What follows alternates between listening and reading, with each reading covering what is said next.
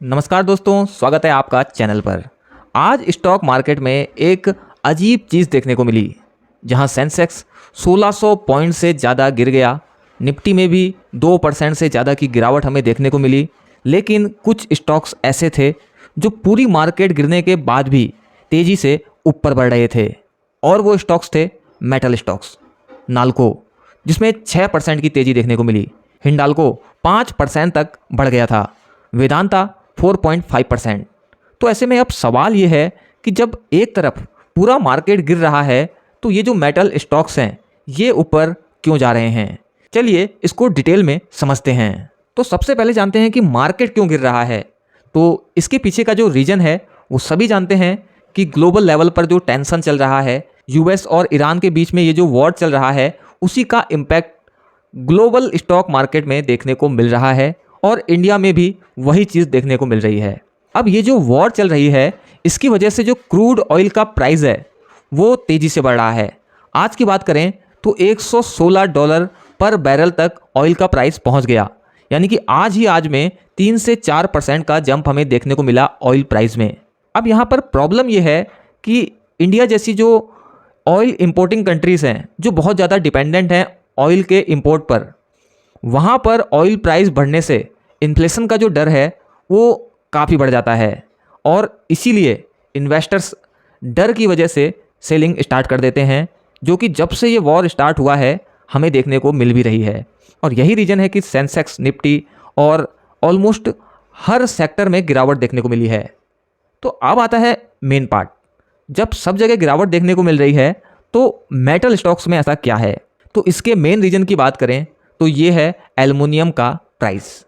जी हाँ, एल्युमिनियम का जो प्राइस है उसमें आज 6% का जंप देखा गया, और इसके साथ एल्युमिनियम का जो प्राइस है वो $3,492 पर टन के अपने 4 साल के हाईएस्ट लेवल पर पहुंच गया। तो अब मन में आपके ये सवाल आ सकता है कि एल्युमिनियम इतना महंगा क्यों हो रहा है। तो अगेन इसका भी रीज़न है यूएस और ईरान के बीच में जो वॉर चल रहा है वो। क्योंकि देखिए, ईरान में जो वॉर चल रहा है उसका जो मिडिल ईस्ट में पूरे हमें इम्पैक्ट देखने को मिल रहा है, और गल्फ़ कंट्रीज़ जो हैं वो सबसे ज़्यादा इम्पैक्ट हुई हैं इस वॉर से।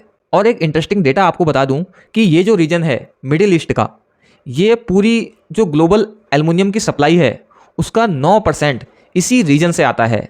और यहाँ पर वॉर की वजह से फैक्ट्रीज डैमेज हो रही हैं, जो स्ट्रेट ऑफ हॉर्मुज है उसमें रुकावट आने की वजह से सप्लाई में प्रॉब्लम आ रही है।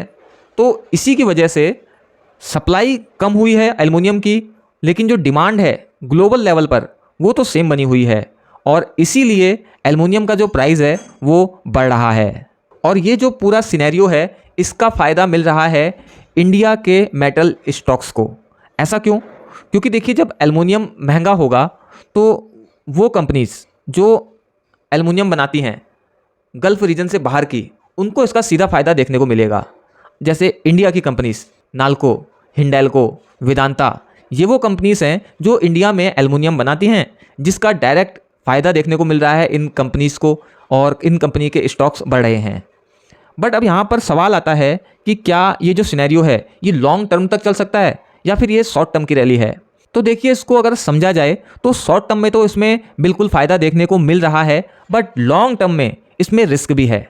रिस्क ये है कि मान लीजिए आगे चल के यूएस और ईरान के बीच में अगर चीज़ें सही होने लगती हैं तो ऐसे में जो सप्लाई को लेकर प्रॉब्लम आ रही है वो ठीक होने लगेगी, और जब सप्लाई को लेकर जो प्रॉब्लम आ रही है वो ठीक होगी तो डिमांड तो सेम ही रहने वाली है। तो ऐसे में एल्युमिनियम के प्राइस में जो हाइक आया है और स्टॉक में जो हाइक देखने को मिला है वो फिर से वापस नीचे गिर सकता है। तो टोटल अगर मैं आपको वीडियो को एक बार फिर से समराइज़ करूं तो वॉर की वजह से ऑयल महंगा हो रहा है, जिससे मार्केट गिर रहा है, लेकिन इसी वजह से ही एल्युमिनियम की जो सप्लाई है वो बिगड़ रही है, जिससे कि एल्युमिनियम का प्राइस बढ़ रहा है। और एल्युमिनियम का प्राइस बढ़ने की वजह से इंडियन मेटल कंपनीज़ के जो स्टॉक्स हैं जो एल्युमिनियम बनाते हैं उनको डायरेक्ट फ़ायदा देखने को मिल रहा है। इसीलिए मार्केट डाउन होने के बाद भी जो मेटल स्टॉक्स हैं उसमें तेज़ी बनी हुई है। तो उम्मीद करता हूँ कि आपको आज का ये वीडियो पसंद आया होगा। अगर आप ऐसे ही फाइनेंशियल अपडेट्स रेगुलर पाना चाहते हैं तो चैनल को सब्सक्राइब जरूर कर लीजिएगा, जल्द मिलते हैं एक और नई वीडियो के साथ। Thanks for watching.